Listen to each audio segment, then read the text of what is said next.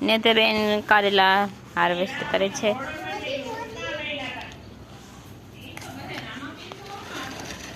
તો બાહ્યા છે રસો.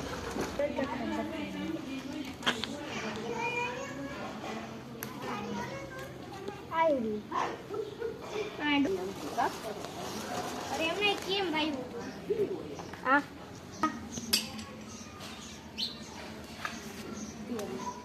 આ લેવાનું છે ના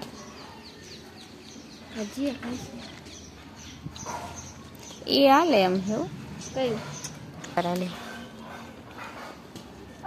ઓલું ખાઈ લે મમ્મી